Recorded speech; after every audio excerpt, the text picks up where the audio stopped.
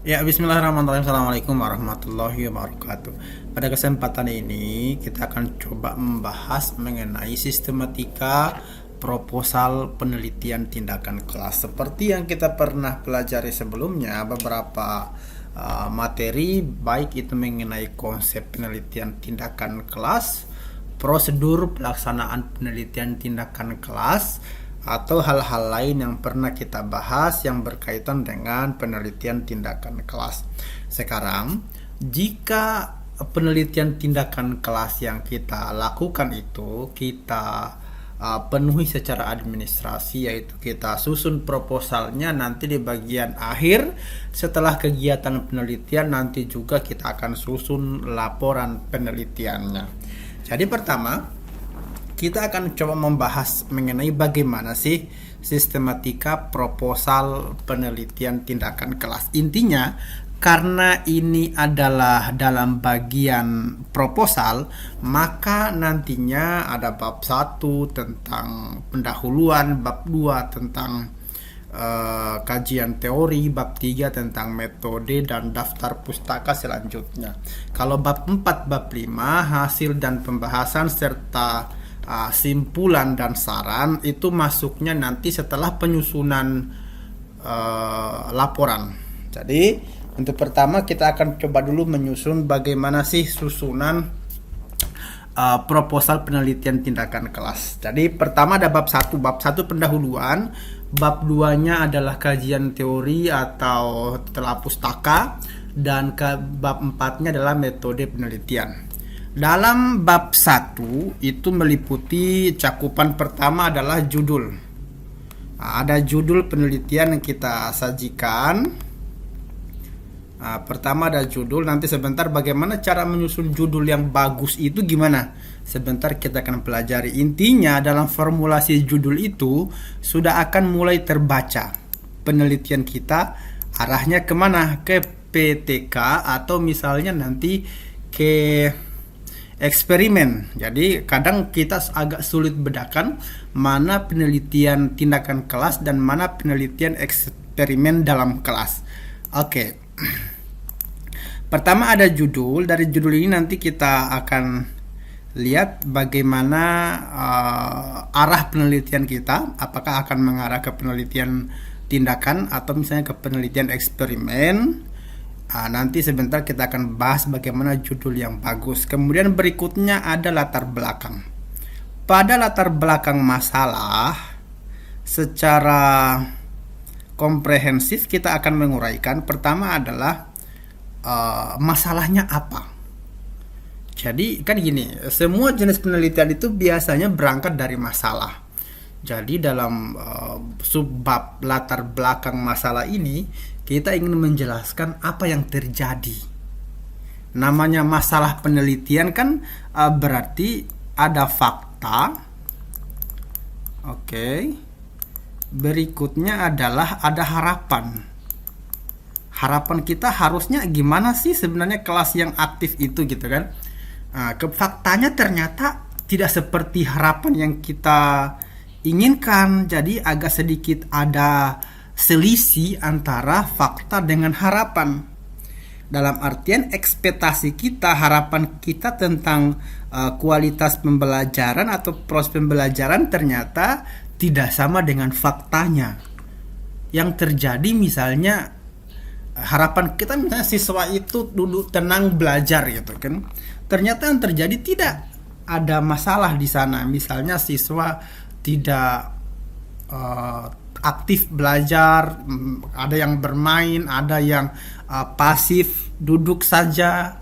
Itu adalah masalah. Jadi masalah penelitian itu adalah kesenjangan atau selisih antara harapan dan kenyataan. Ada harapan yang tidak terpenuhi, itulah yang disebut dengan masalah dalam penelitian. Harapannya kita bisa lihat dari mana? Kita bisa lihat dari kondisi ideal.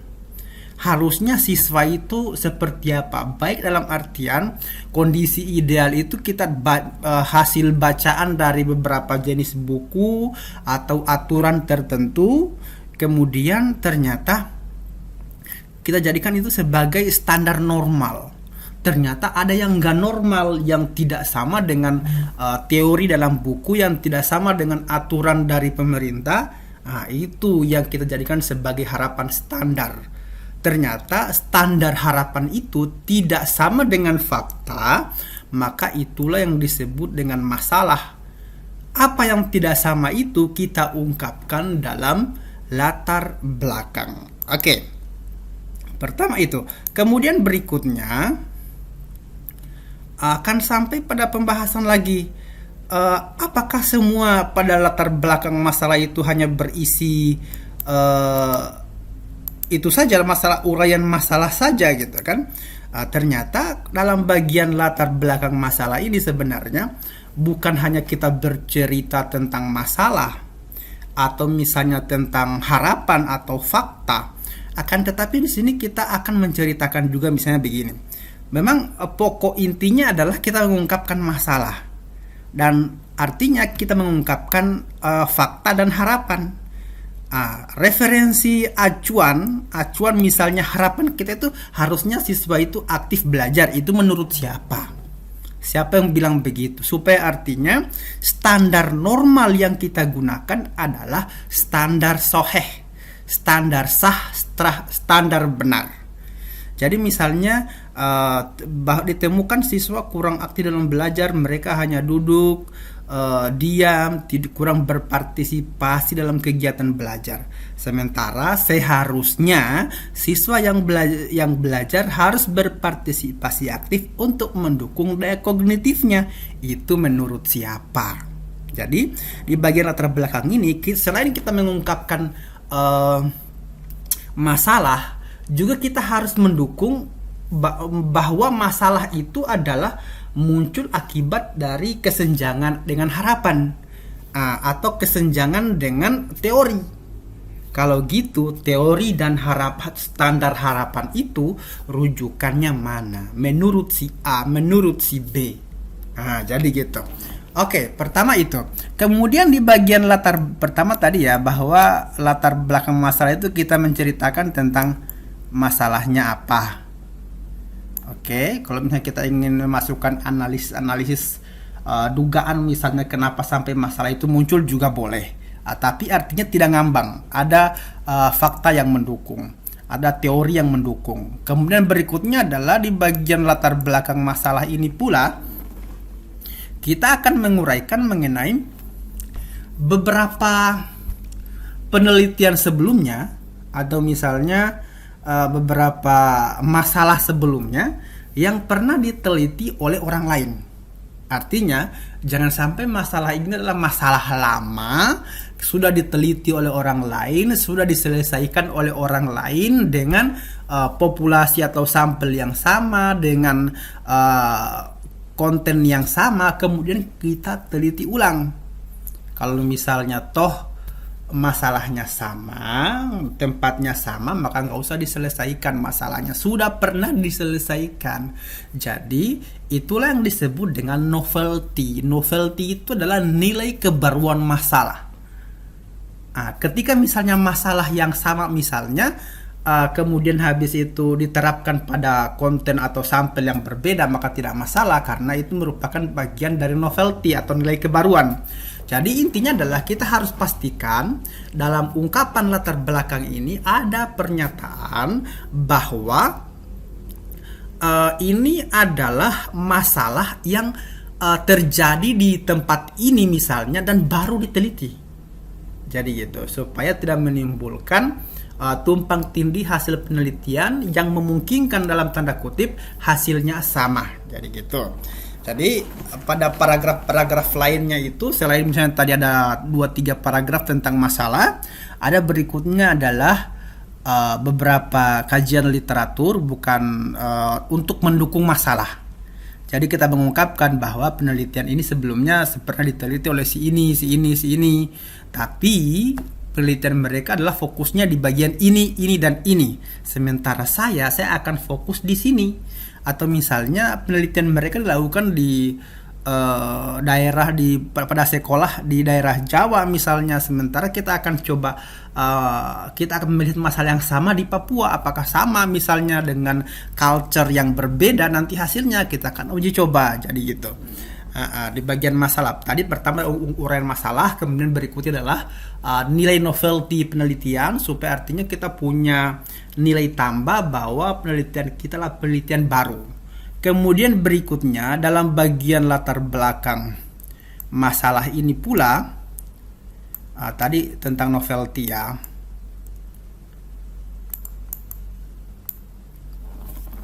Kemudian pada bagian ini pula kita akan mengarahkan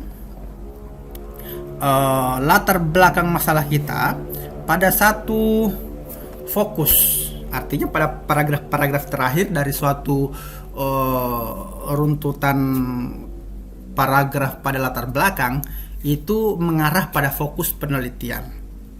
Ini nanti penelitiannya akan fokus kemana, dan kemudian bisa juga nanti dilihat skema yang akan diselesaikannya gimana.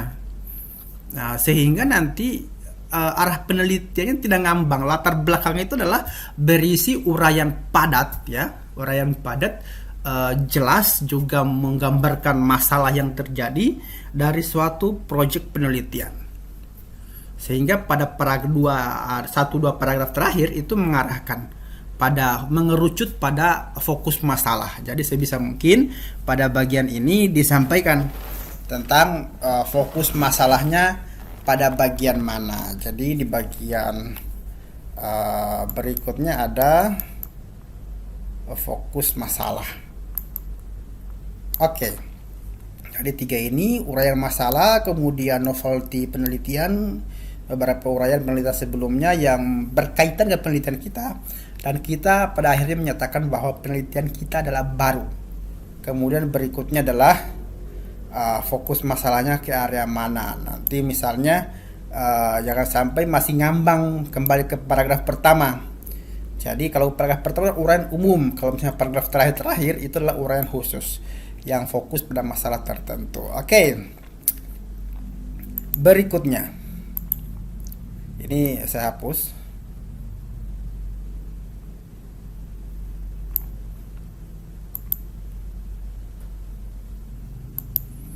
Ada rumusan masalah.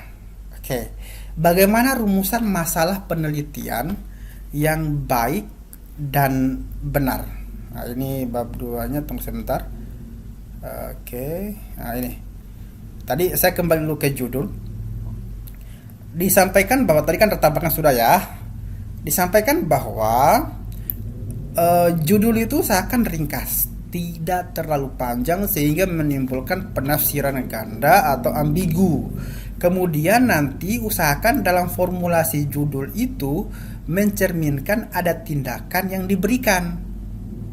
Penggunaan model A untuk meningkatkan. Nah, berarti ada penggunaan. Oke. Misalnya penerapan model B untuk meningkatkan apa gitu kan. Berikutnya tadi ya, perbaikan pembelajaran. Jadi intinya dalam judul itu ada formulasi yang mengarah kepada perbaikan pembelajaran untuk meningkatkan, untuk memperbaiki, untuk menambah pemahaman atau apa begitu. Yang penting dia intinya adalah ada proses perbaikan dalam judul. Kemudian sasarannya di mana? Pada siswa kelas ini di SMP ini. Jadi gitu. Ada pertama ada tindakan penggunaan model untuk meningkatkan. Penggunaan meningkatkan itu perbaikannya, ada subjek sasarannya di SD apa, di SMP apa, di SMA apa. Itu adalah formulasi judul. Berikutnya latar belakang masalah. Tadi sudah jelaskan tadi ya. Ada masalah yang di kelas, kemudian bagaimana dihubungkan dengan teori atau fakta, kemudian tindakan yang akan dilakukan adalah apa gitu kan. Kemudian masalahnya gimana? Ada harus menarik, harus penting untuk diselesaikan, atau perlu, kemudian belum pernah dilakukan oleh orang lain, itu saya sebut dengan novelty. Kemudian berikutnya langsung pada pokok permasalahan. Kemudian berikutnya adalah ada yang disebut dengan kegiatan pra-PTK. Kegiatan sebelum penelitian tindakan kelas. Sebelum melakukan penelitian, maka pertama yang harus dilakukan adalah identifikasi masalah. Sebelum nanti dituliskan ya, kita harus buat catatan kecil, apa sih masalah-masalah dalam pembelajaran. Masalah 1, masalah 2, masalah 3, masalah 4. Baru kemudian kita analisis masalah. Analisis berdasarkan pada apakah masalah itu penting, apakah masalah itu mendesak untuk diselesaikan. Setelah nanti dipilih, oh ini ada bisa dari 4 yang diidentifikasi, yang dianalisis, itu nanti dari 4 ini tinggal 1 yang keluar. Yang 1 inilah yang dirumuskan jadi masalah. Ada rumusan masalah. Jadi misalnya, misalnya apakah penggunaan model ini dapat meningkatkan hasil belajar siswa, misalnya begitu. Oke. Dapatlah rumusan masalahnya, kemudian kita buat namanya hipotesis tindakan. Dengan menggunakan model ini, maka hasil belajar siswa akan meningkat. Oke, jadi itu. Jadi tahapan pra-PTK misalnya kita meminta guru untuk merefleksikan atau misalnya menceritakan masalah yang mereka hadapi dalam kelas. Kemudian yang perlu dipahami juga bahwa masalah itu bukan bersifat individual pada salah satu siswa saja, namun merupakan masalah umum yang bersifat klasikal. Jadi masalah umum dalam satu kelas, bukan hanya masalah satu siswa. Kenapa demikian?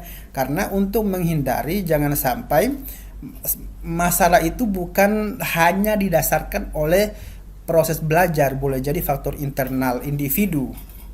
Jadi lebih fokus pada masalah-masalah dalam kelas yang dialami oleh hampir seluruh siswa atau guru. Kemudian misalnya kurang motivasi belajar di kelas, rendahnya kualitas daya serap klasikal dan lain sebagainya.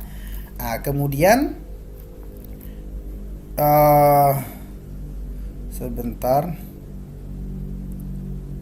Ini masih masalah nih. Berikutnya adalah kesalahan umum dalam PTK itu, kita hanya menganggap itu bagian dari penelitian dari pembelajaran biasa. Kadang misalnya guru merasa sudah melakukan peningkatan maksimal. Perasaan guru, ini saya sudah buat pembelajaran semaksimal mungkin begitu. Tapi misalnya pokoknya dia merasa baik-baik saja gitu. Kemudian baru merupakan hal yang biasa yang seharusnya dilakukan guru. Jadi sudah dilakukan oleh guru sudah merasa maksimal dalam mengajar dan sebagainya. Akan tetapi sebenarnya guru belum melakukan hal-hal lain di luar hal umum. Dia hanya fokus melakukan apa yang dia mau. Jadi misalnya guru menggunakan LKS, menggunakan alat pembelajaran, menggunakan mengevaluasi afeksi, kemudian portofolio dan hasil ujian. Ini adalah hal-hal umum yang dilakukan oleh guru. Jadi masalah PTK yang menarik selama ini adalah pada pengelolaan dan pengendalian. Jadi bagaimana misalnya pengelolaan pembelajaran, pengendalian pembelajaran, kemudian bagaimana mendesain pembelajaran, menyusun strategi pembelajaran.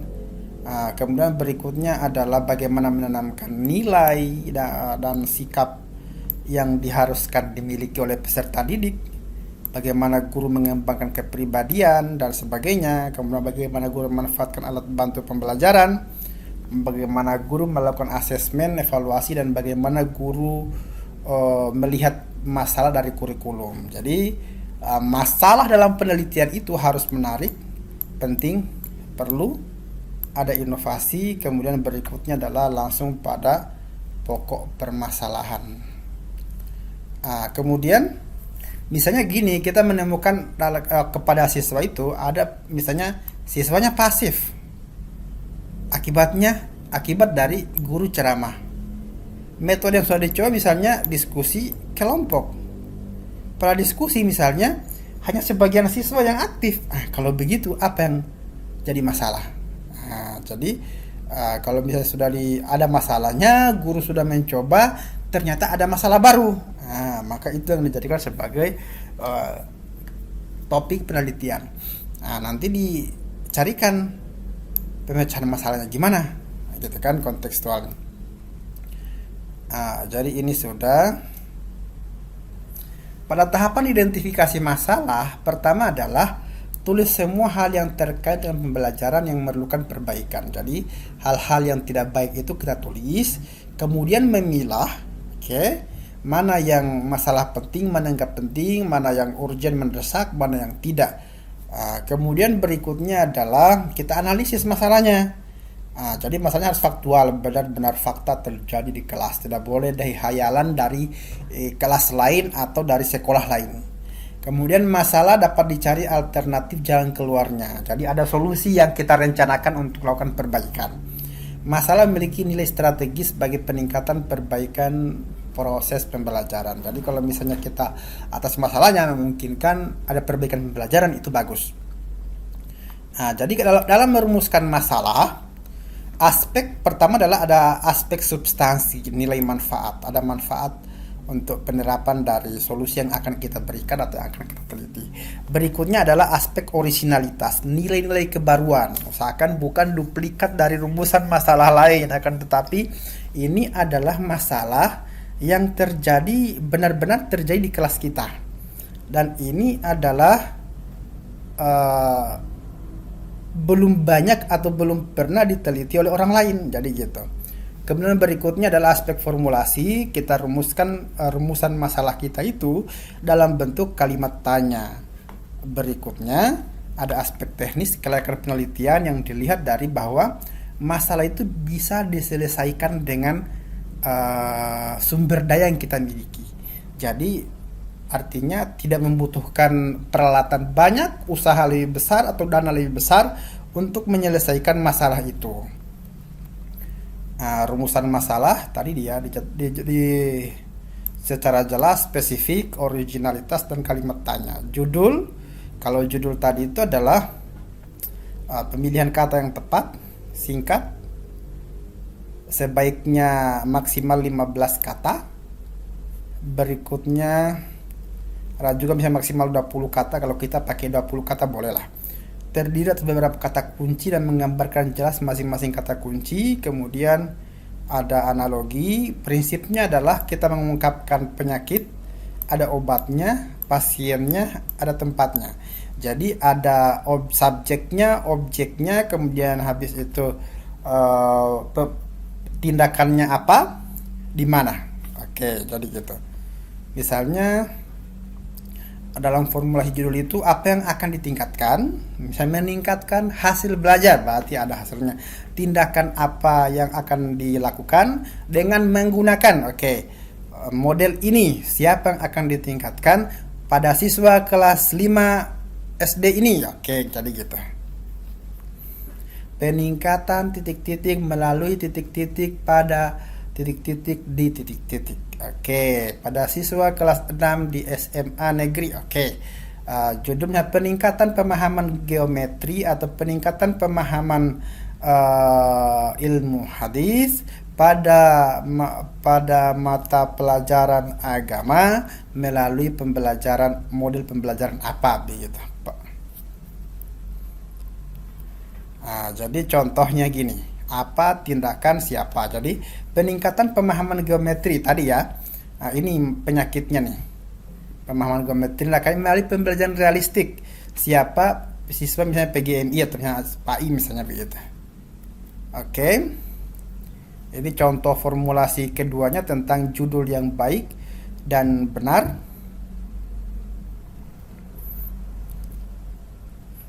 Rumusan masalahnya. Contoh rumusan masalah ini.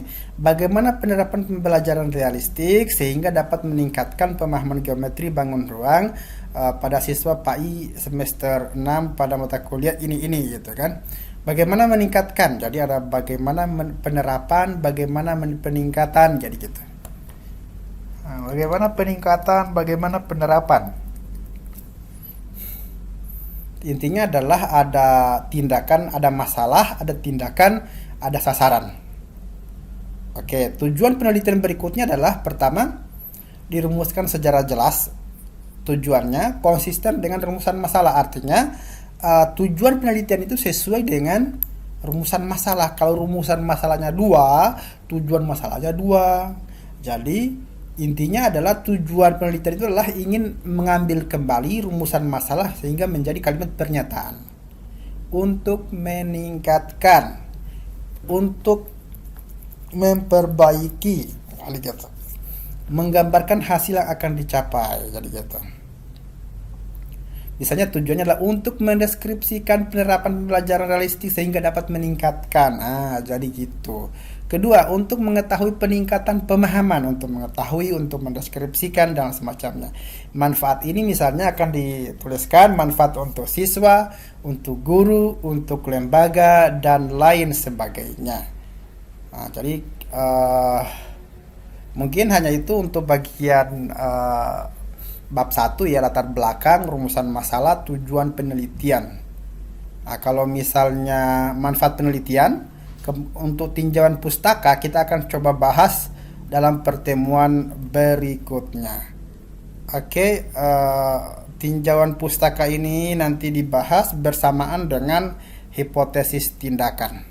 Oke, demikian untuk pada sajian pada kesempatan ini. Insyaallah bermanfaat. Kita akan bertemu lagi dalam serial perkuliahan berikutnya. Assalamualaikum warahmatullahi wabarakatuh.